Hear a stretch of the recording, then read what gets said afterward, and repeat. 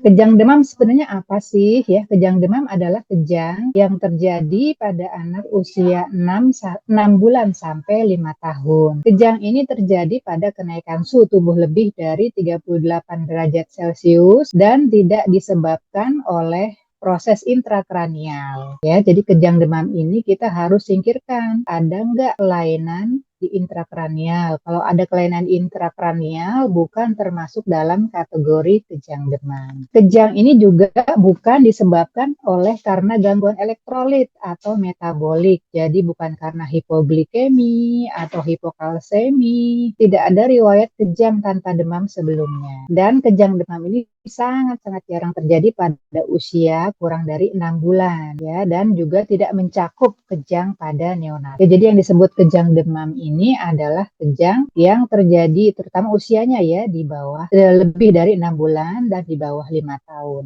dan bukan yang kejang yang terjadi pada neonatus. Ini definisi yang mencakup kejang demam. Harus tahu. Jadi kriteria-kriterianya nih kalau ada jadi 1, 2, 3, 4, 5, 6 ya, 6 kriteria untuk definisi kejang demam. Nah, kejang demam ini dibagi dua, ada kejang demam sederhana dan kejang demam kompleks. Nah, kejang demam sederhana ini kejadian kejangnya singkat ya, sering kurang dari 15 menit, kadang biasanya pada kasus yang kita dapati sehari-hari sangat singkat di bawah 5 menit ya.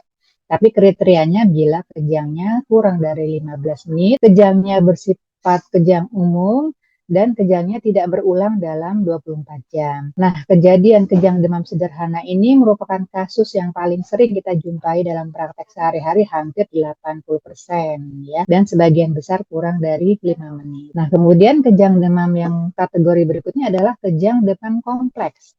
Ini disebut kejang demam kompleks kalau kejangnya lama ya, lebih atau sama dengan 15 menit, ada kejang vokal, atau kejadian kejangnya lebih dari 1 kali dalam 24 jam. Apa saja yang perlu kita lakukan pada anak dengan kejang demam ya? Tujuan evaluasi diagnostik ini untuk menyingkirkan diagnosis banding infeksi susunan saraf pusat. Untuk kita mendiagnosis kejang demam, anamnesa ini sangat-sangat penting. Ya, selain itu pemeriksaan umum, pemeriksaan neurologis juga perlu kita lakukan pada saat kita menghadapi pasien dengan kejang demam. Anamnesa apa sih yang perlu kita tanyakan ya kepada pasien atau orang tua pasien? Ya, terutama deskripsi kejang. Bagaimana kejangnya? Apakah ke seluruh tubuh ya, apakah vokal ya, kemudian apakah hanya bengong ya atau biru, mulutnya mencucu atau mata mendelik ke atas. Nah, itu harus kita tanyakan kepada pasien. Kemudian berapa lama kejangnya? 1 menit, 5 menit ya. Kadang orang tua sering nggak nggak sadar juga karena panik ya berapa lama anaknya kejang. Dan yang paling penting berapa kali kejangnya pada saat pasien itu demam. Dan yang penting juga kita tanyakan kesadaran pasien selama kejang, sesudah kejang, dan antar kejang. Ya, kadang pasien setelah kejang langsung nangis, berarti kan langsung sadar ya.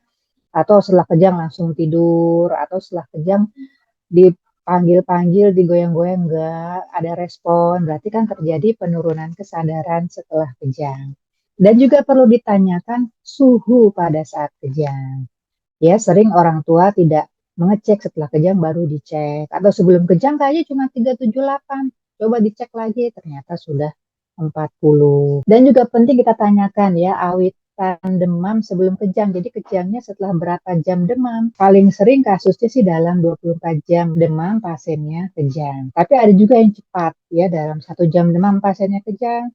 Ada yang kejangnya setelah hari kedua. Ya, awitan kejang demam ini sangat penting, nanti berkaitan dengan prognosis. Kemudian anamnesa yang perlu kita lakukan lagi adalah gejala penyerta pada saat demam. Apakah ada muntah, apakah ada penyakit-penyakit di telinga, ya, diare, atau batuk, dan lain sebagainya. Ya, kemudian juga kita perlu tanyakan setelah kejang gerakan tangan kaki anaknya bagaimana.